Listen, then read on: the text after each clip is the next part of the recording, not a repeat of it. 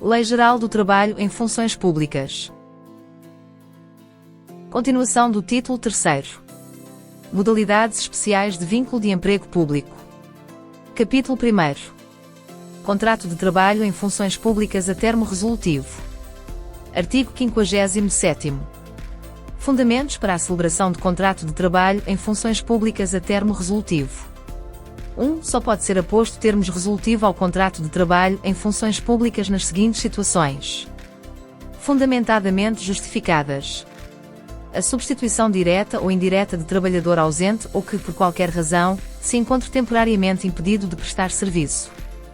B. Substituição direta ou indireta de trabalhador em relação ao qual esteja pendente em juízo ação de apreciação da licitude do despedimento.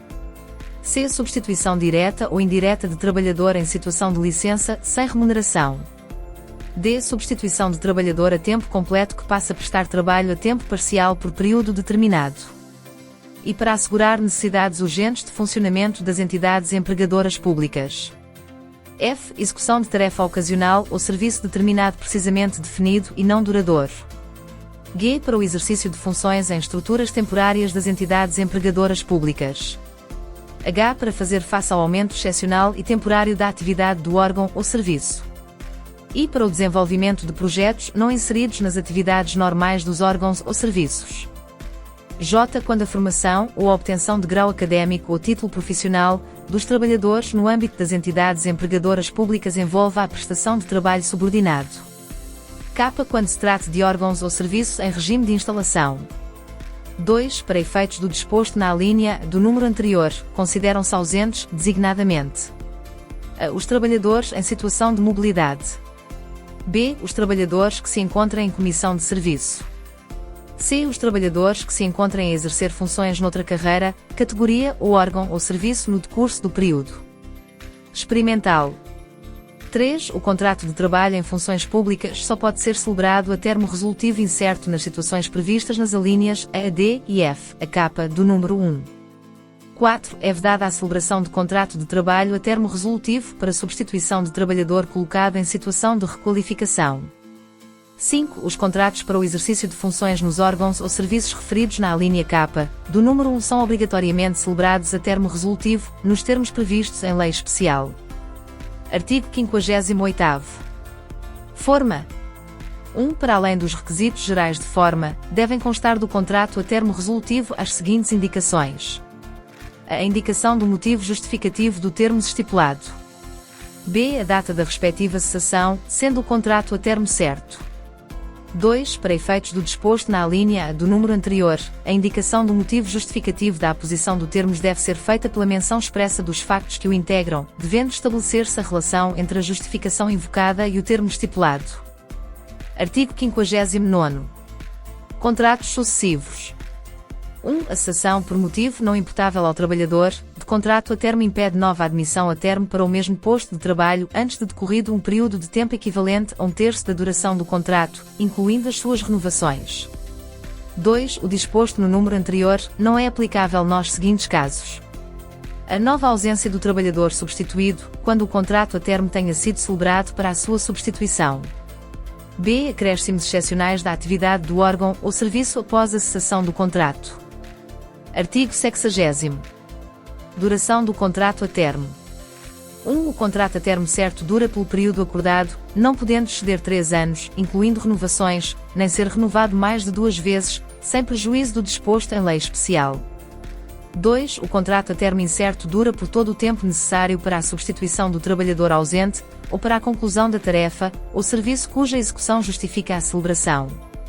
3. No caso da alínea e do número 1 do artigo 57º, o contrato não pode ter duração superior a 1 ano, incluindo renovações. Artigo 61º. Renovação do contrato. 1. O contrato a termo certo não está sujeito a renovação automática. 2. A renovação do contrato está sujeita à verificação das exigências materiais da sua celebração, bem como a forma escrita. 3. Considera-se como único contrato aquele que seja objeto de renovação. Artigo 62º. Estipulação de prazo inferior a 6 meses. 1. Nos contratos celebrados por prazo inferior a 6 meses, o termo estipulado deve corresponder à duração previsível da tarefa ou serviço a realizar. 2. Os contratos celebrados por prazo inferior a 6 meses podem ser renovados uma única vez, por período igual ou inferior ao inicialmente contratado. Artigo 63º. Contratos a termo irregulares.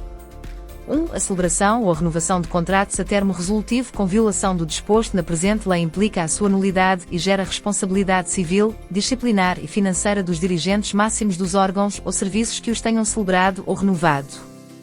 2. O contrato a termo resolutivo não se converte, em caso algum, em contrato por tempo indeterminado, caducando no termo do prazo máximo de duração previsto, incluindo renovações, ou tratando-se de contrato a termo incerto, quando cessa a situação que justificou a sua celebração. Artigo 64º. Informações. 1. O empregador público deve comunicar, no prazo máximo de 5 dias úteis, à Comissão de Trabalhadores e às associações sindicais representativas, designadamente àquela em que o trabalhador esteja filiado, a celebração, com indicação do respectivo fundamento legal, e a cessação do contrato a termo. 2. O empregador público deve comunicar, no prazo máximo de 5 dias úteis, à entidade que tenha competência na área da igualdade de oportunidades entre homens e mulheres o motivo da não renovação de contrato a termo, sempre que estiverem causa uma trabalhadora grávida, puérpera ou lactante.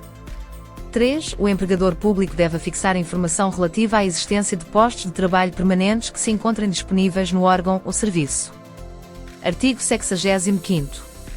Obrigações sociais. O trabalhador admitido a termo é incluído, segundo um cálculo efetuado com recurso à média no ano civil anterior, no total dos trabalhadores do órgão ou serviço, para efeitos da determinação das obrigações sociais relacionadas com o número de trabalhadores ao serviço. Artigo 66º. Preferência na admissão. 1. O trabalhador contratado a termo que se candidate, nos termos legais, a procedimento concursal de recrutamento, publicitado durante a execução do contrato ou até 90 dias após a cessação do mesmo, para a ocupação de posto de trabalho com características idênticas às daquele para que foi contratado, na modalidade de contrato por tempo indeterminado, tem preferência, na lista de ordenação final dos candidatos, em caso de igualdade de classificação.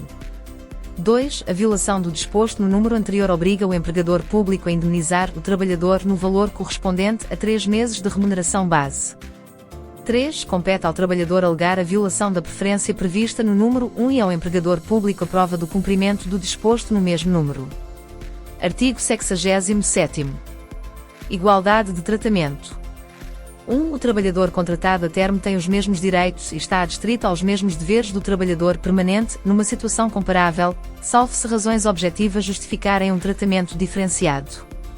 2. O empregador deve proporcionar formação profissional ao trabalhador contratado a termo. Capítulo 2. Outras modalidades especiais de vínculo de emprego público. Artigo 68º. Remissão. 1. Sem prejuízo do disposto na presente lei, é aplicável aos trabalhadores titulares de um vínculo de emprego público o regime previsto no Código do Trabalho em matéria de trabalho a tempo parcial e de teletrabalho. 2. O empregador público não pode excluir o recurso ao trabalho a tempo parcial por regulamento. 3. Não é aplicável ao vínculo de emprego público o regime da Comissão de Serviço e do Trabalho intermitente previstos no Código do Trabalho. Artigo 69º. Trabalho a tempo parcial e teletrabalho para os trabalhadores nomeados. 1. A aplicação do regime do tempo parcial e do teletrabalho a trabalhadores nomeados pode ser determinada pelo empregador mediante requerimento do trabalhador. 2. Relativamente aos trabalhadores com vínculo de nomeação, o empregador público pode, por regulamento, estabelecer para a admissão em regime de tempo parcial preferências em favor dos trabalhadores com responsabilidades familiares, dos trabalhadores com capacidade de trabalho reduzida, pessoa com deficiência ou doença crónica e dos trabalhadores que frequentem estabelecimentos de ensino médio ou superior. Título 4. Conteúdo do vínculo de emprego público. Capítulo 1. Direitos, deveres e garantias do trabalhador e do empregador público. Seção 1. Disposições gerais. Artigo 70º. Deveres gerais do empregador público e do trabalhador. 1. O empregador público e o trabalhador, no cumprimento das respectivas obrigações, assim como no exercício dos correspondentes direitos, devem agir de boa fé. 2. O empregador público e o trabalhador devem colaborar na obtenção da qualidade do serviço e da produtividade, bem como na promoção humana, profissional e social do trabalhador. Artigo 71º. Deveres do empregador público. 1. Sem prejuízo de outras obrigações, o empregador público deve: a. Respeitar e tratar com urbanidade e probidade o trabalhador. B. Pagar pontualmente a remuneração, que deve ser justa e adequada ao trabalho.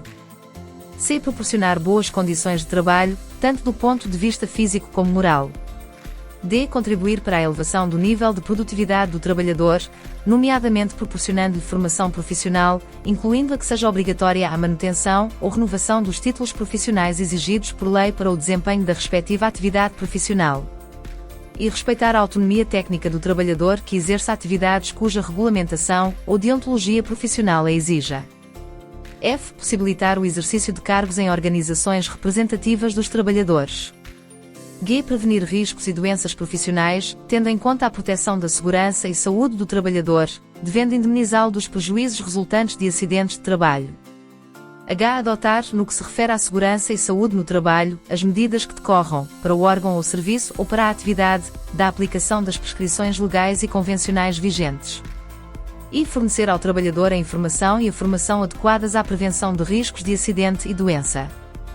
J. Manter permanentemente atualizado o registro do pessoal em cada um dos seus órgãos ou serviços, com indicação dos nomes, datas de nascimento e de admissão, modalidades de vínculo, categorias, promoções, remunerações, datas de início e termos das férias e faltas que impliquem perda da remuneração ou diminuição dos dias de férias. K. Adotar códigos de boa conduta para a prevenção e combate ao assédio no trabalho e instaurar procedimento disciplinar sempre que tiver conhecimento de alegadas situações de assédio no trabalho. 2. O empregador público deve proporcionar ao trabalhador ações de formação profissional adequadas à sua qualificação e necessidades socioprofissionais, a definir em legislação especial. Notas. Artigo 3º, Lei nº 82 de 2019, Diário da República nº 167 de 2019, Série I de 2 de setembro de 2019. A presente lei entra em vigor com o Orçamento do Estado subsequente à sua publicação. Alterações. Alterado pelo artigo 2º da Lei nº 82 de 2019, Diário da República nº 167 de 2019, Série I de 2 de setembro de 2019. Alterado pelo artigo 3º da Lei nº 73 de 2017, Diário da República nº 157 de 2017, Série I de 16 de agosto de 2017, em vigor a partir de 1º de outubro de 2017. Artigo 72º. Garantias do trabalhador. 1. É proibido ao empregador público a opor-se, por qualquer forma, a que o trabalhador exerça os seus direitos, bem como aplicar-lhe sanções disciplinares, ou tratá-lo desfavoravelmente por causa desse exercício.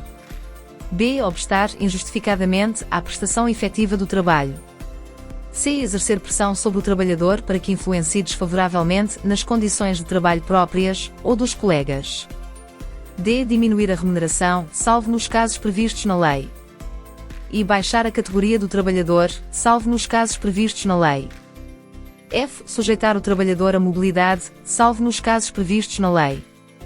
G. Ceder trabalhadores do mapa de pessoal próprio para a utilização de terceiros que sobre esses trabalhadores exerçam os poderes de autoridade e direção próprios do empregador público, ou por pessoa por ela indicada, salvo nos casos especialmente previstos. H. Obrigar o trabalhador a adquirir bens ou a utilizar serviços fornecidos pelo empregador público, ou por pessoa por ele indicada. I. Explorar, com fins lucrativos, quaisquer cantinas, refeitórios, economatos ou outros estabelecimentos diretamente relacionados com o trabalho, para fornecimento de bens ou prestação de serviços aos trabalhadores. J. Fazer cessar o vínculo e readmitir o trabalhador, mesmo com o seu acordo, havendo o propósito de o prejudicar em direitos ou garantias decorrentes da antiguidade. 2. Os trabalhadores têm o direito de frequentar ações de formação e aperfeiçoamento para o seu desenvolvimento profissional, incluindo as necessárias à renovação dos títulos profissionais obrigatórios para o desempenho das funções integradas no conteúdo funcional das respectivas carreiras. 3. Consideram-se incluídos no disposto do número anterior: a. O reembolso das despesas com formação obrigatória sempre que esta não seja diretamente assegurada pelo empregador público. B. Os encargos com a obtenção do título habilitante, quando posterior à constituição da relação jurídica de emprego público e suceda por causa, ou no interesse da mesma. Notas. Artigo 3º, Lei nº 82 de 2019, Diário da República nº 167 de 2019, Série I de 2 de setembro de 2019. A presente lei entra em vigor com o orçamento do Estado subsequente à sua publicação. Alterações. Alterado pelo artigo 2º da Lei nº 82 de 2019, Diário da República nº 167 de 2019, série I de 2 de setembro de 2019. Artigo 73º. Deveres do trabalhador. 1. O trabalhador está sujeito aos deveres previstos na presente lei, noutros diplomas legais e regulamentos e no instrumento de regulamentação coletiva de trabalho que lhe seja aplicável. 2. São deveres gerais dos trabalhadores. A. O dever de prossecução do interesse público. B. O dever de isenção. C. O dever de imparcialidade. D. O dever de informação. I. O dever de zelo. F. O dever de obediência. G. O dever de lealdade. H. O dever de correção. I. O dever de assiduidade. J. O dever de pontualidade. 3. O dever de prossecução do interesse público consiste na sua defesa, no respeito pela Constituição, pelas leis e pelos direitos e interesses legalmente protegidos dos cidadãos. 4. O dever de isenção consiste em não retirar vantagens, diretas ou indiretas, pecuniárias ou outras, para si ou para terceiro, das funções que exerce. 5. O dever de imparcialidade consiste em desempenhar as funções com equidistância relativamente aos interesses com que seja confrontado, sem discriminar positiva ou negativamente qualquer deles, na perspectiva do respeito pela igualdade dos cidadãos. 6. O dever de informação consiste em prestar ao cidadão, nos termos legais, a informação que seja solicitada, com ressalva daquela que, naqueles termos, não deva ser divulgada. 7. O dever de zelo consiste em conhecer e aplicar as normas legais e regulamentares e as ordens e instruções dos superiores hierárquicos, bem como exercer as funções de acordo com os objetivos que tenham sido fixados e utilizando as competências que tenham sido consideradas adequadas. 8. O dever de obediência consiste em acatar e cumprir as ordens dos legítimos superiores hierárquicos, dadas em objeto de serviço e com a forma legal. 9. O dever de lealdade consiste em desempenhar as funções com subordinação aos objetivos do órgão ou serviço. 10. O dever de correção consiste em tratar com respeito os utentes dos órgãos ou serviços e os restantes trabalhadores e superiores hierárquicos. 11. Os deveres de assiduidade e de pontualidade consistem em comparecer ao serviço regular e continuamente e nas horas que estejam designadas. 12. O trabalhador tem o dever de frequentar ações de formação e aperfeiçoamento profissional na atividade em que exerce funções, das quais apenas pode ser dispensado por motivo atendível. 13. Na situação de requalificação, o trabalhador deve observar os deveres especiais inerentes a essa situação. Secção 2ª. Poderes do empregador público. Artigo 74º. Poder de direção. Compete ao empregador público, dentro dos limites decorrentes do vínculo de emprego público e das normas que o regem, fixar os termos em que deve ser prestado o trabalho. Artigo 75º. Regulamento interno do órgão ou serviço. 1. O empregador público elabora regulamentos internos do órgão ou serviço contendo normas de organização e disciplina do trabalho. 2. Na elaboração do regulamento interno do órgão ou serviço é ouvida a Comissão de Trabalhadores, ou, na sua falta, quando existam, a Comissão Sindical ou Intersindical, ou os delegados sindicais. 3. O empregador público deve dar publicidade ao conteúdo do regulamento interno do órgão ou serviço, designadamente afixando na sede do órgão ou serviço e nos locais de trabalho, bem como nas páginas eletrónicas do organismo ou serviço, de modo a possibilitar o seu pleno conhecimento, a todo o tempo, pelos trabalhadores. 4. A elaboração do regulamento interno do órgão ou serviço sobre determinadas matérias pode ser tornada obrigatória por instrumento de regulamentação coletiva de trabalho. Artigo 76º. Poder disciplinar. Sem prejuízo do disposto no artigo 176º, o empregador público tem poder disciplinar sobre o trabalhador ao seu serviço, enquanto vigorar o vínculo de emprego público. Notas. Artigo 7º Decreto-Lei nº 6 de 2019, Diário da República nº 9 de 2019, série I de 14 de janeiro de 2019. As alterações introduzidas a este artigo são aplicáveis aos processos instaurados após a entrada em vigor do presente Decreto-Lei. Alterações. Alterado pelo artigo 2º do Decreto-Lei nº 6 de 2019, Diário da República nº 9 de 2019, série I de 14 de janeiro de 2019, em vigor a partir de 1º de fevereiro de 2019. Secção 3ª. Acordos de limitação da liberdade de trabalho. Artigo 77º. Pacto de não concorrência.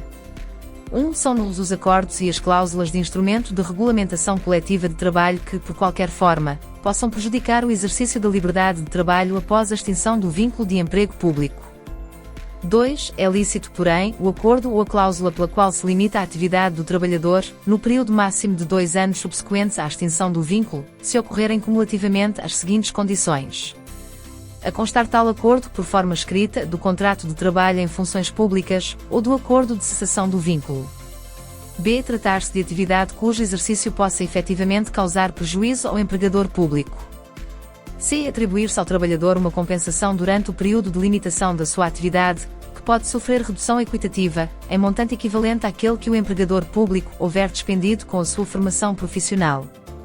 3. Em caso de despedimento declarado ilícito ou de resolução com justa causa pelo trabalhador com fundamento em ato ilícito do empregador público, o montante da compensação referida na alínea C do número anterior é elevado até ao equivalente à remuneração base devida no momento da cessação do vínculo, sob pena de não poder ser invocada a cláusula de não concorrência.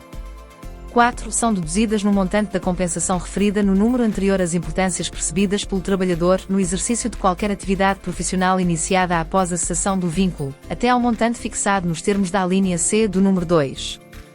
5. Tratando-se de trabalhador afeta a atividades cuja natureza suponha especial relação de confiança, ou com acesso a informação particularmente sensível no plano da concorrência, a limitação a que se refere o número 2 pode ser prolongada até 3 anos. Artigo 78º.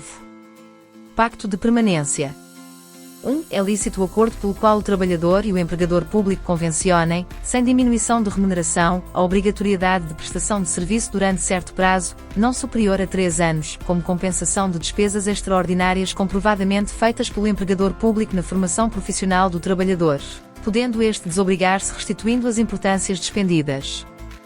2. Em caso de extinção do vínculo pelo trabalhador com justa causa ou quando, tendo sido declarado ilícito o despedimento, o trabalhador não opte pela reintegração, não existe a obrigação de restituir a soma referida no número anterior. Capítulo 2. Atividade, local de trabalho e carreiras. Secção 1ª. Disposições gerais. Artigo 79º. Funções desempenhadas. 1. Os trabalhadores com vínculo de emprego público constituído por tempo indeterminado exercem as suas funções integradas em carreiras. 2. Os trabalhadores com vínculo de emprego público a termo resolutivo exercem as suas funções por referência a uma categoria integrada numa carreira.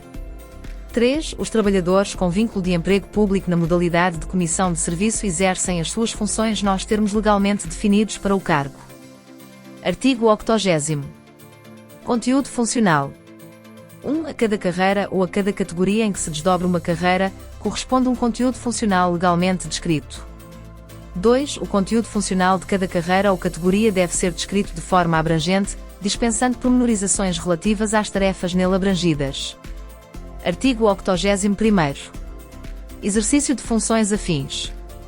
1. A descrição do conteúdo funcional nos termos do artigo anterior não prejudica a atribuição ao trabalhador de funções que lhe sejam afins ou funcionalmente ligadas, para as quais o trabalhador detenha a qualificação profissional adequada e que não impliquem desvalorização profissional. 2. Sempre que as funções afins ou funcionalmente ligadas à atividade principal, referidas no número anterior, exijam especiais qualificações, o exercício de tais funções confere ao trabalhador o direito à formação profissional não inferior a 10 horas anuais. Artigo 82º. Atribuição de funções e desenvolvimento da carreira. 1. O empregador público deve procurar colocar o trabalhador no posto de trabalho mais adequado às suas aptidões e qualificação profissional, dentro da carreira e categoria a que pertence, ou que serve de referencial para o exercício das suas funções. 2. As condições de prestação de trabalho devem favorecer a compatibilização da vida profissional com a vida familiar do trabalhador, bem como assegurar o respeito das normas aplicáveis em matéria de segurança e saúde no trabalho.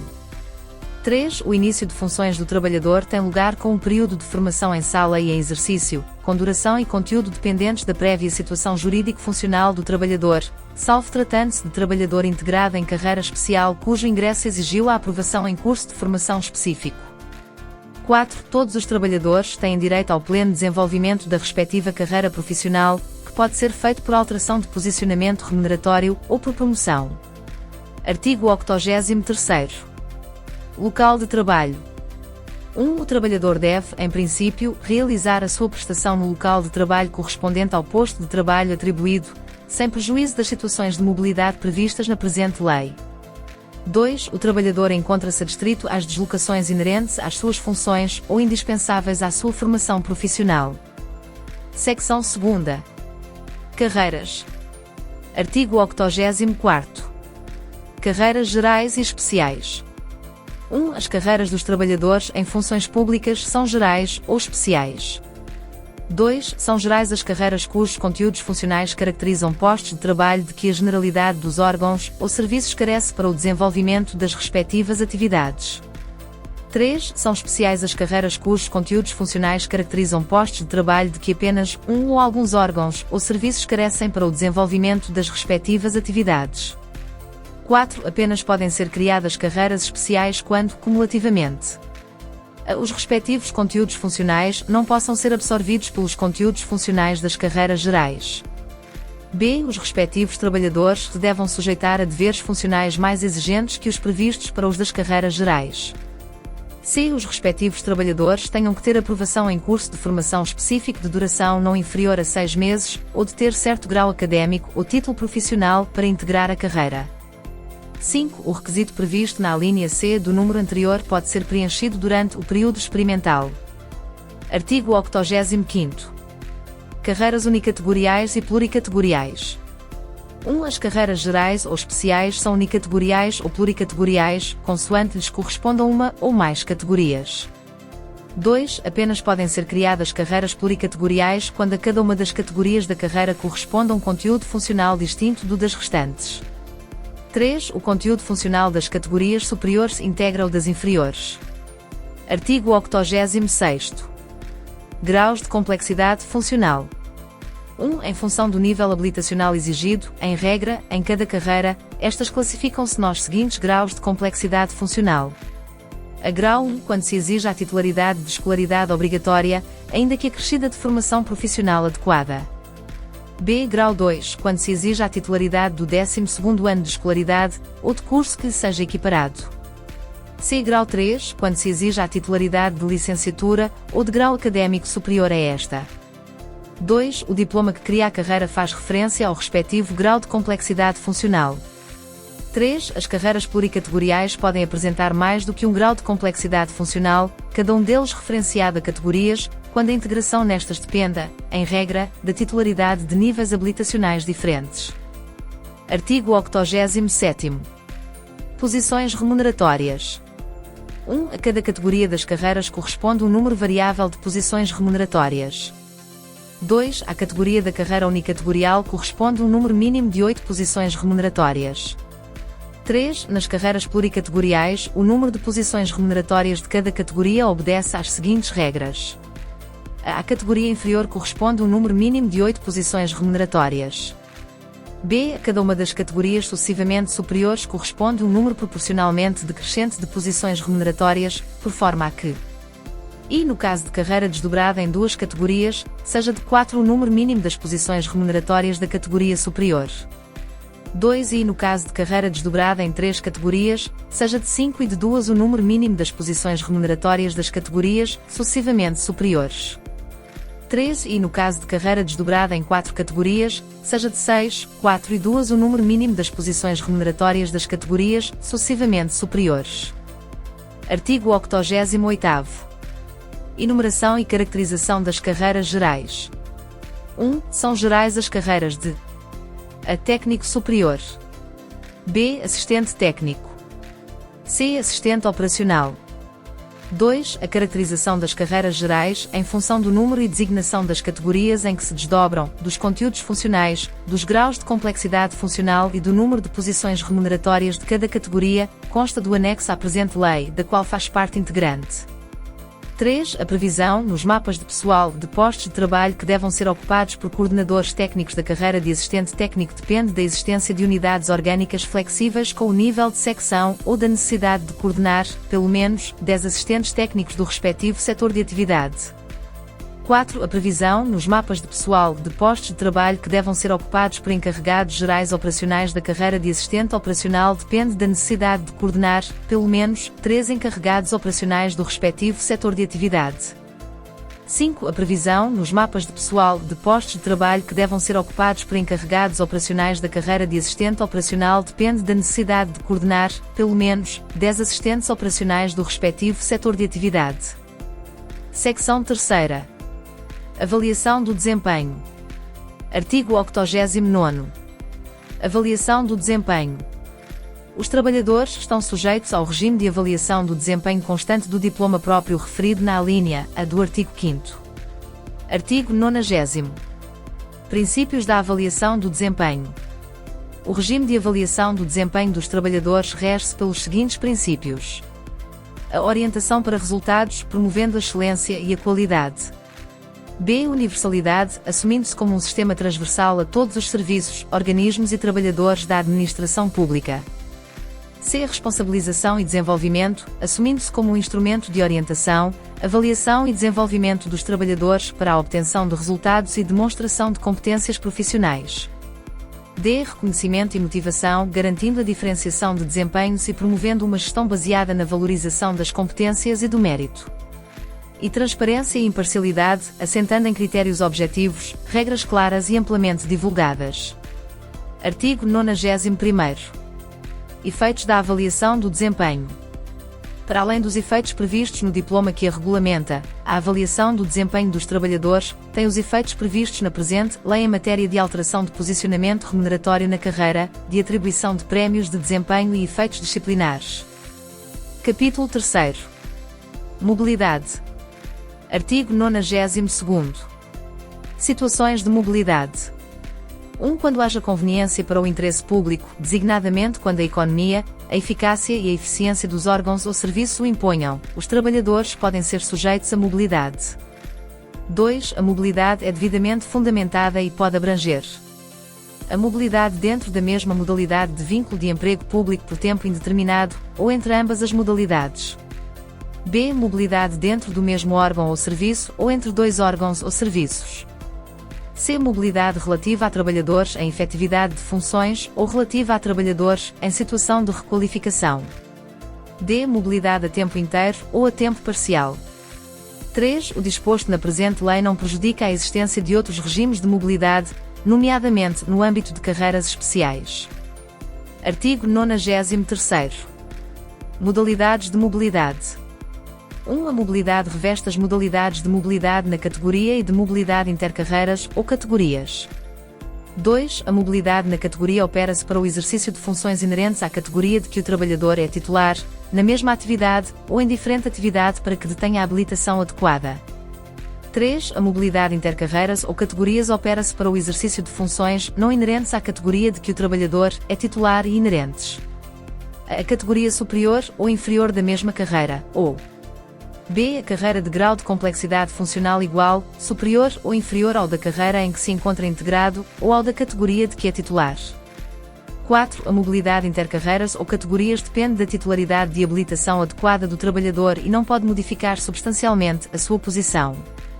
Artigo 94º. Forma de operar a mobilidade. 1. A mobilidade, em qualquer das suas modalidades, pode operar a por acordo entre os órgãos ou serviços de origem e de destino, mediante a aceitação do trabalhador. B. Por acordo entre os órgãos ou serviços de origem e de destino, com dispensa de aceitação do trabalhador. C. Por decisão do órgão ou serviço de destino, com dispensa do acordo do órgão ou serviço de origem, mediante despacho do membro do Governo, em situações de mobilidade entre serviços do Ministério que tutela, e com aceitação ou dispensa de aceitação do trabalhador, nos termos do artigo seguinte. D. Por decisão do órgão ou serviço, em caso de mobilidade entre unidades orgânicas, e com aceitação ou dispensa de aceitação do trabalhador, nos termos do artigo seguinte. 2. Quando a mobilidade opere para categoria inferior da mesma carreira, ou para carreira de grau de complexidade funcional inferior ao da carreira em que se encontra integrado, ou ao da categoria de que é titular, o acordo do trabalhador nunca pode ser dispensado. 3. Quando a mobilidade opere para órgão ou serviço, designadamente temporário, que não possa constituir vínculos de emprego público por tempo indeterminado e se preveja que possa ter duração superior a 1 ano, o acordo do trabalhador que não se encontre colocado em situação de requalificação nunca pode ser dispensado. Artigo 95º. Dispensa do acordo do trabalhador para a mobilidade. 1. É dispensado o acordo do trabalhador para a mobilidade quando o local de trabalho se situa até 60 km, inclusive, do local de residência e desde que se verifique uma das seguintes situações. A. O novo posto de trabalho se situa no concelho da residência do trabalhador ou em concelho confinante. B. O novo posto de trabalho se situa em concelho integrado na área metropolitana de Lisboa ou na área metropolitana do Porto ou em concelho confinante, quando a residência do trabalhador se situa numa daquelas áreas. 2. Os trabalhadores abrangidos pelo número anterior podem, no prazo de 10 dias, a contar da comunicação da decisão de mobilidade, requerer a dispensa da mesma, com fundamento em prejuízo sério para a sua vida pessoal, nomeadamente através da comprovação da inexistência de rede de serviços de transporte público coletivo entre a residência e o local de trabalho, ou da duração excessiva da deslocação. 3. O limite estabelecido no número 1 é reduzido para 30 km quando o trabalhador pertence à categoria de grau de complexidade 1 ou 2. 4. O membro do governo responsável pelas áreas das finanças e da administração pública define, por despacho, as condições e os termos em que podem ser compensados os encargos adicionais com deslocações em que o trabalhador incorra pela utilização de transportes públicos coletivos nas situações previstas no presente artigo. Artigo 96º. Dispensa do acordo do órgão ou serviço de origem para a mobilidade. 1. No âmbito da administração direta e indireta do Estado, é dispensado o acordo do órgão ou serviço de origem do trabalhador, para efeitos de mobilidade, quando a mobilidade opere para serviço ou unidade orgânica situados fora das áreas metropolitanas de Lisboa e do Porto. B. Tiverem decorrido 6 meses sobre recusa de acordo do órgão ou serviço de origem, numa situação de mobilidade relativa ao mesmo trabalhador, ainda que para outro serviço de destino. 2. Operada a mobilidade nos termos previstos na alínea B do número anterior, não pode o trabalhador voltar a beneficiar da dispensa de acordo do órgão ou serviço de origem nos 3 anos subsequentes. Artigo 97º. Duração. 1. A mobilidade tem a duração máxima de 18 meses, exceto nos seguintes casos. A quando haja acordo de cedência de interesse público para os órgãos e serviços da Assembleia da República, bem como para os serviços de apoio aos grupos parlamentares. B. Quando esteja em causa órgão ou serviço, designadamente temporário, que não possa constituir vínculos de emprego público por tempo indeterminado. 2. O prazo previsto no número anterior pode ser prorrogado por um período máximo de 6 meses quando esteja a decorrer procedimento concursal que visa o recrutamento de trabalhador para o posto de trabalho preenchido com mobilidade. 3. Não pode haver lugar, durante o prazo de 1 ano, a mobilidade para o mesmo órgão, serviço ou unidade orgânica de trabalhador que se tenha encontrado em mobilidade e tenha regressado à situação jurídico-funcional de origem. Artigo 97º-A. Publicitação da mobilidade. A mobilidade é publicitada pelo órgão ou serviço de destino pelos seguintes meios. A na Bolsa de Emprego Público, www.bep.gov.pt fecha parênteses, através do preenchimento de formulário próprio para o efeito disponibilizado. B. Na página eletrónica do órgão ou serviço de destino, através da identificação da situação e modalidade da mobilidade pretendida e com ligação à correspondente publicitação na Bolsa de Emprego Público. Artigo 98º. Situações excepcionais de mobilidade.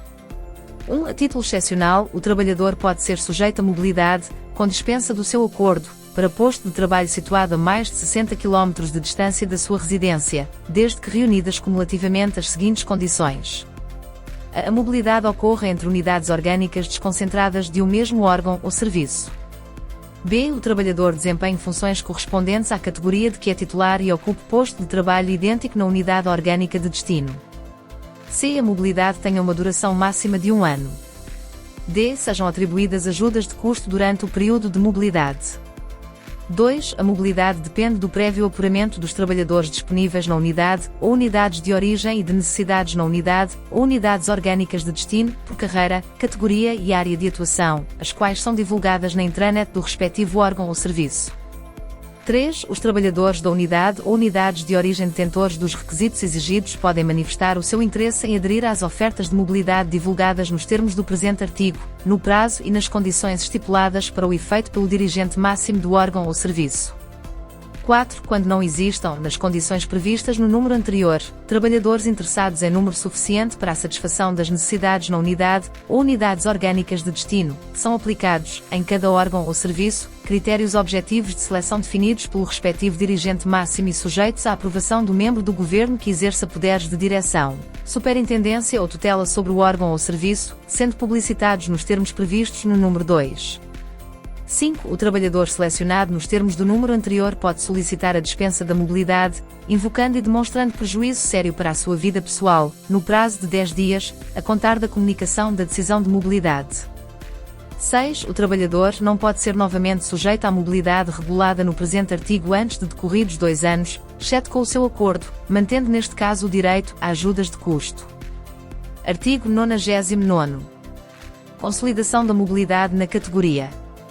1. A mobilidade na categoria e na mesma atividade, dentro do mesmo órgão ou serviço, consolida-se definitivamente por decisão do respectivo dirigente máximo, com ou sem o acordo do trabalhador, consoante a constituição da situação de mobilidade tenha ou não carecido da aceitação do trabalhador. 2. A mobilidade na categoria e em diferente atividade, dentro do mesmo órgão ou serviço, consolida-se definitivamente por acordo entre o dirigente máximo do serviço e o trabalhador.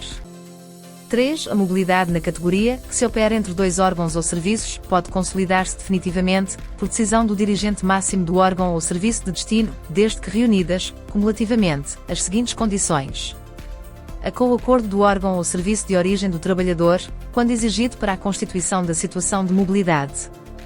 B. Quando a mobilidade tenha tido, pelo menos, a duração de 6 meses ou a duração do período experimental exigido para a categoria, caso este seja superior. C. Com o acordo do trabalhador, quando este tenha sido exigido para a constituição da situação de mobilidade, ou quando esta envolva alteração da atividade de origem. D. Quando seja ocupado posto de trabalho previsto previamente no mapa de pessoal. 4. A consolidação da mobilidade prevista no presente artigo não é precedida nem sucedida de qualquer período experimental. 5. Na consolidação da mobilidade na categoria, é mantido o posicionamento remuneratório detido na situação jurídica ou funcional de origem. 6. Revogado. 7. Nas situações excepcionais de mobilidade, a consolidação só pode fazer-se mediante acordo entre o empregador público e o trabalhador. 8. Verificada a situação prevista no número anterior, cessa o direito à atribuição de ajudas de custo. 9. O disposto no presente artigo é aplicável, com as necessárias adaptações, às situações de cedência de interesse público, sempre que esteja em causa um trabalhador detentor de um vínculo de emprego público por tempo indeterminado previamente estabelecido e desde que a consolidação se opere na mesma carreira e categoria e que a entidade cessionária corresponda a um empregador público. 10. Para além dos requisitos do número 3, a consolidação da cedência de interesse público carece de despacho de concordância do membro do governo competente na respectiva área, bem como de parecer prévio favorável dos membros do governo responsáveis pelas áreas das finanças e da administração pública. 11. Revogado. Alterações. Alterado pelo artigo 12º da Lei nº 25 de 2017, Diário da República nº 104 de 2017, série de 30 de maio de 2017, em vigor a partir de 1º de junho de 2017. Alterado pelo artigo 270º da Lei nº 42 de 2016, Diário da República nº 248 de 2016, série de 28 de dezembro de 2016, em vigor a partir de 1º de janeiro de 2017. Artigo 99-A. Consolidação da mobilidade intercarreiras ou intercategorias. 1. A mobilidade intercarreiras ou intercategorias dentro do mesmo órgão ou serviço ou entre 2 órgãos ou serviços pode consolidar-se definitivamente mediante parecer prévio do membro do governo responsável pela área da administração pública desde que reunidas, cumulativamente, as seguintes condições: a. Exista acordo do órgão ou do serviço de origem, quando exigido para a constituição da situação de mobilidade. B. Exista acordo do trabalhador. C. Exista posto de trabalho disponível. D. Quando a mobilidade tenha tido a duração do período experimental estabelecido para a carreira de destino. 2. Devem ainda ser observados todos os requisitos especiais, designadamente formação específica, conhecimentos ou experiência, legalmente exigidos para o recrutamento. 3. Quando esteja em causa a mobilidade intercarreiras ou intercategorias no mesmo órgão ou serviço, a consolidação depende de proposta do respectivo dirigente máximo e de parecer favorável do membro do governo competente na respectiva área. 4. A consolidação da mobilidade entre dois órgãos ou serviços depende de proposta do dirigente máximo do órgão ou serviço de destino e de parecer favorável do membro do governo competente na respectiva área. 5. O disposto no presente artigo aplica-se, com as necessárias adaptações, aos trabalhadores das autarquias locais em situação de mobilidade, a qual se pode consolidar definitivamente mediante proposta do dirigente máximo do serviço e decisão do responsável pelo órgão executivo. Artigo 100º. Avaliação do desempenho e tempo de serviço em situação de mobilidade. A classificação obtida na avaliação do desempenho e o tempo de exercício de funções em regime de mobilidade são tidos em conta na antiguidade do trabalhador, por referência, ou à sua situação jurídico-funcional de origem, ou à do vínculo de emprego público por tempo indeterminado, que na sequência da situação de mobilidade, venha a constituir. Capítulo 4. Tempo de trabalho. Seção 1ª. Disposições gerais. Artigo 101º. Aplicação do Código do Trabalho. É aplicável aos trabalhadores com vínculo de emprego público o regime do Código do Trabalho em matéria de organização e tempo de trabalho, com as necessárias adaptações e sem prejuízo do disposto nos artigos seguintes. Artigo 102º. Tempo de trabalho. 1. Considera-se tempo de trabalho qualquer período durante o qual o trabalhador está a desempenhar a atividade ou permanece adstrito à realização da prestação. 2. Para além das situações previstas no número anterior e no Código do Trabalho, são consideradas tempo de trabalho as interrupções na prestação de trabalho durante o período de presença obrigatória autorizadas pelo empregador público em casos excepcionais e devidamente fundamentados. Artigo 103º. Períodos de funcionamento e de atendimento. 1. Considera-se período de funcionamento o período diário durante o qual os órgãos e serviços exercem a sua atividade. 2. Sem prejuízo do regime aplicável aos serviços com período de funcionamento especial, o período normal de funcionamento não pode iniciar-se antes das 8 horas, nem terminar depois das 20 horas, sendo obrigatoriamente afixado de modo visível aos trabalhadores. 3. Considera-se período de atendimento o intervalo de tempo diário durante o qual os órgãos ou serviços estão abertos para atender o público, podendo este período ser igual ou inferior ao período de funcionamento. 4. O período de atendimento deve, tendencialmente, ter a duração mínima de 7 horas diárias e abranger os períodos da manhã e da tarde, devendo ser obrigatoriamente afixadas, de modo visível ao público, nos locais de atendimento, as horas do seu início e do seu termos. 5. Na definição e fixação do período de atendimento deve atender-se aos interesses dos utentes dos serviços e respeitar-se os direitos dos trabalhadores dos serviços. 6. Os serviços podem estabelecer um período excepcional de atendimento, sempre que o interesse do público fundamentadamente o justifique, designadamente nos dias de feiras e mercados localmente relevantes, ouvindo-se as organizações representativas dos trabalhadores. 7. Fora dos períodos de atendimento, os serviços colocam ao dispor dos utentes meios tecnológicos adequados à comunicação, que permitam efetuar o respectivo registro para posterior resposta. 8. Compete ao dirigente máximo dos serviços fixar os períodos de funcionamento e atendimento, assegurando a sua compatibilidade com os regimes de prestação de trabalho, por forma a garantir o regular cumprimento das missões que lhe estão cometidas. 9. Por diploma próprio podem ser estabelecidos regimes de funcionamento especial. Alterações. Alterado pelo artigo 2º da Lei nº 18 de 2016, Diário da República nº 116 de 2016, série de 20 de junho de 2016, em vigor a partir de 1º de julho de 2016. Artigo 104º. Registro dos tempos de trabalho. 1. O empregador público deve manter um registro que permita apurar o número de horas de trabalho prestadas pelo trabalhador, por dia e por semana, com indicação da hora de início e de termo do trabalho, bem como dos intervalos efetuados. 2. Nos órgãos ou serviços com mais de 50 trabalhadores, o registro previsto no número anterior é efetuado por sistemas automáticos ou mecânicos. 3. Em casos excepcionais, devidamente fundamentados, o dirigente máximo do órgão de direção do serviço pode dispensar o registro por sistemas automáticos ou mecânicos. Artigo 105º. Limites máximos dos períodos normais de trabalho. 1. O período normal de trabalho é de a 7 horas por dia, exceto no caso de horários flexíveis e no caso de regimes especiais de duração de trabalho.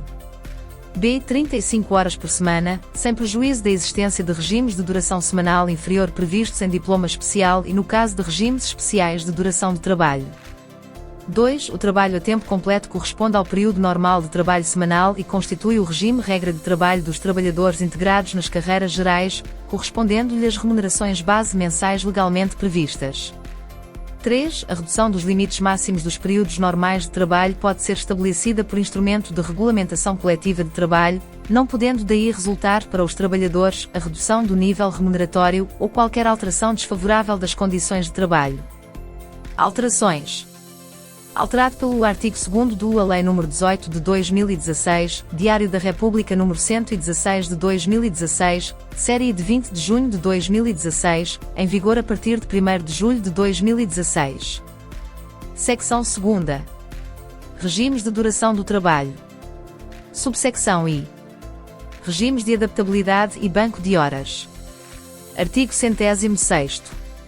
Adaptabilidade. 1. São aplicáveis aos trabalhadores com contrato de trabalho em funções públicas os regimes de adaptabilidade, individual e grupal e os regimes de banco de horas, individual e grupal, previstos no Código do Trabalho, com as necessárias adaptações. 2. São aplicáveis aos trabalhadores nomeados os regimes de adaptabilidade individual e de banco de horas individual previstos no Código do Trabalho, com as necessárias adaptações. Artigo 107º. Aplicação aos trabalhadores nomeados. 1. A aplicação dos regimes de adaptabilidade individual e de banco de horas individual aos trabalhadores nomeados é feita por proposta do empregador e com a aceitação do trabalhador, sem prejuízo do disposto no número seguinte. 2. A aplicação dos regimes previstos no número anterior a todos os trabalhadores nomeados do órgão ou serviço segue os termos previstos no Código do Trabalho. Secção 3ª. Horário de trabalho. Subsecção I. Disposições gerais. Artigo 108º. Definição de horário de trabalho e períodos de funcionamento e de atendimento. 1. Entende-se por horário de trabalho a determinação das horas do início e do termos do período normal de trabalho diário ou dos respectivos limites, bem como dos intervalos de descanso. 2. O empregador público deve respeitar os períodos de funcionamento e de atendimento na organização dos horários de trabalho dos trabalhadores ao seu serviço. Artigo 109º. Intervalo de descanso. 1. O intervalo de descanso não pode ter duração inferior a 1 hora nem superior a 2, de modo a que o trabalhador não preste mais de 5 horas de trabalho consecutivo, exceto quando se trate de jornada contínua ou regime previsto em norma especial. 2. Pode ser fixado para os trabalhadores com deficiência, pelo respectivo dirigente máximo e a pedido do interessado, mais do que o intervalo de descanso e com duração diferente da prevista no regime geral, mas sem exceder no total os limites legais. 3. Não é permitida a alteração aos intervalos de descanso sempre que implica prestação de mais de 6 horas consecutivas de trabalho, exceto quanto a atividades de vigilância, transporte e tratamento de sistemas eletrónicos de segurança e a atividades que não possam ser interrompidas por motivos técnicos e bem assim, quanto a trabalhadores que ocupem cargos de administração e de direção e outras pessoas com poder de decisão autónomo que estejam isentos de horário de trabalho. Subsecção 2ª. Modalidades de horário. Artigo 110º. A adoção das modalidades de horário. 1. Em função da natureza das suas atividades, podem os órgãos ou serviços adotar uma ou, simultaneamente, mais do que uma das seguintes modalidades de horário de trabalho. A. Horário flexível. B. Horário rígido. C. Horário desfasado. D. Jornada contínua. E. Meia jornada. F. Trabalho por turnos. 2. Para além dos horários referidos no número anterior, podem ser fixados horários específicos de harmonia com o previsto na presente lei. 3. Associados às modalidades de horário de trabalho previstas no número 1 podem ser criados regimes especiais de prevenção. A. Definirem diplomas próprios. Alterações. Alterado pelo artigo 2º da Lei nº 84 de 2015, Diário da República nº 153 de 2015, série de 7 de agosto de 2015, em vigor a partir de 7 de setembro de 2015. Artigo 111º. Horário flexível. 1. Horário flexível é o que permite ao trabalhador de um serviço gerir os seus tempos de trabalho, escolhendo as horas de entrada e de saída. 2. A adoção de qualquer horário flexível está sujeita às seguintes regras. A flexibilidade não pode afetar o regular e eficaz funcionamento dos órgãos ou serviços, especialmente no que respeita às relações com o público. B. É obrigatória a previsão de plataformas fixas da parte da manhã e da parte da tarde, as quais não podem ter, no seu conjunto, duração inferior a 4 horas. C. Não podem ser prestadas, por dia, mais de 10 horas de trabalho. D. O cumprimento da duração do trabalho deve ser aferido à semana, à quinzena ou ao mês. 3. O débito de horas apurado no final de cada período de aferição dá lugar à marcação de uma falta, que deve ser justificada nos termos da legislação aplicável, por cada período igual ou inferior à duração média diária do trabalho. 4. Relativamente aos trabalhadores com deficiência, o excesso ou débito de horas apurado no final de cada um dos períodos de aferição pode ser transportado para o período imediatamente seguinte e nele compensado, desde que não ultrapasse o limite de 5 e 10 horas, respectivamente, para a quinzena e para o mês. 5. Para efeitos do disposto no número 3, a duração média do trabalho é de 7 horas e nos serviços com funcionamento ao sábado de manhã, a que resultar do respectivo regulamento. 6. As faltas a que se refere o número 3 são reportadas ao último dia, ou dias do período de aferição a que o débito respeita. Alterações. Alterado pelo artigo 2º da Lei nº 18 de 2016, Diário da República nº 116 de 2016, série de 20 de junho de 2016, em vigor a partir de 1º de julho de 2016. Artigo 112º. Horário rígido. Um horário rígido é aquele que, exigindo o cumprimento da duração semanal do trabalho, se reparte por 2 períodos diários, com horas de entrada e de saída fixas idênticas, separados por um intervalo de descanso. 2. Sem prejuízo de determinação em contrário do dirigente máximo do serviço, o horário rígido é o seguinte: a serviços de regime de funcionamento comum que encerram ao sábado. Período da manhã, das 9 horas às 12 horas e 30 minutos. Período da tarde, das 14 horas às 17 horas e 30 minutos. B. Serviços de regime de funcionamento especial que funcionam ao sábado de manhã. Período da manhã, das 9 horas e 30 minutos às 12 horas e 30 minutos, de segunda-feira à sexta-feira, e até às 12 horas, aos sábados. Período da tarde, das 14 horas às 17 horas e 30 minutos, de segunda-feira à sexta-feira. 3. A adoção do horário rígido não prejudica a possibilidade de fixação, para os trabalhadores com deficiência, pelo respectivo dirigente máximo e a pedido do interessado, de mais do que o intervalo de descanso e com duração diferente da prevista no regime geral, mas sem exceder no total os limites nestes estabelecidos. Alterações. Alterado pelo artigo 2º da Lei nº 18 de 2016, Diário da República nº 116 de 2016, série de 20 de junho de 2016, em vigor a partir de 1º de julho de 2016. Artigo 113º. Horário desfasado. Horário desfasado é aquele que, embora mantendo inalterado o período normal de trabalho diário, permite estabelecer, serviço a serviço ou para determinado grupo ou grupos de pessoal, e sem possibilidade de opção, horas fixas diferentes de entrada e de saída. Artigo 114º. Jornada contínua. A jornada contínua consiste na prestação ininterrupta de trabalho, salvo um período de descanso nunca superior a 30 minutos, que, para todos os efeitos, se considera tempo de trabalho. 2. A jornada contínua deve ocupar, predominantemente, um dos períodos do dia e determinar uma redução do período normal de trabalho diário nunca superior a 1 hora. 3. A jornada contínua pode ser adotada nos casos de horários específicos previstos na presente lei e em casos excepcionais, devidamente fundamentados, designadamente nos seguintes: a trabalhador progenitor com filhos até à idade de 12 anos ou independentemente da idade, com deficiência ou doença crónica. B. Trabalhador adotante, nas mesmas condições dos trabalhadores progenitores. C. Trabalhador que, substituindo-se aos progenitores, tenha a seu cargo neto com idade inferior a 12 anos. D. Trabalhador adotante, tutor ou pessoa a quem foi deferida a confiança judicial ou administrativa do menor, bem como o cônjuge ou a pessoa em união de facto com qualquer daqueles ou com progenitor, desde que viva em comunhão de mesa e habitação com o menor. E trabalhador estudante. F. No interesse do trabalhador, sempre que outras circunstâncias relevantes, devidamente fundamentadas, o justifiquem. G. No interesse do serviço, quando devidamente fundamentado. 4. O tempo máximo de trabalho seguido, em jornada contínua, não pode ter uma duração superior a 5 horas. Artigo 114º-A. Meia jornada. A meia jornada consiste na prestação de trabalho num período reduzido em metade do período normal de trabalho a tempo completo a que se refere o artigo 105º, sem prejuízo da contagem integral do tempo de serviço para efeito de antiguidade. 2. A prestação de trabalho na modalidade de meia jornada não pode ter duração inferior a 1 ano, tendo a mesma de ser requerida por escrito pelo trabalhador. 3. A opção pela modalidade de meia jornada implica a fixação do pagamento de remuneração correspondente a 60% do montante total auferido em regime de prestação de trabalho em horário completo. 4. Podem beneficiar da modalidade de meia jornada os trabalhadores que reúnam um dos seguintes requisitos: a tenham 55 anos ou mais à data em que for requerida a modalidade de meia jornada e tenham netos com idade inferior a 12 anos. B. Tenham filhos menores de 12 anos ou independentemente da idade, com deficiência ou doença crónica.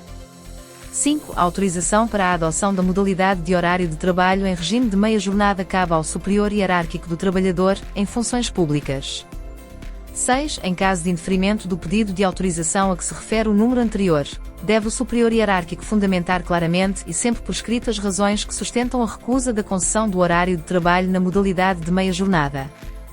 Muito obrigada por assistir ao vídeo. Acompanhe a parte 4 para a continuação da Lei Geral do Trabalho na Função Pública. Começaremos a partir do artigo 115º. Até à próxima!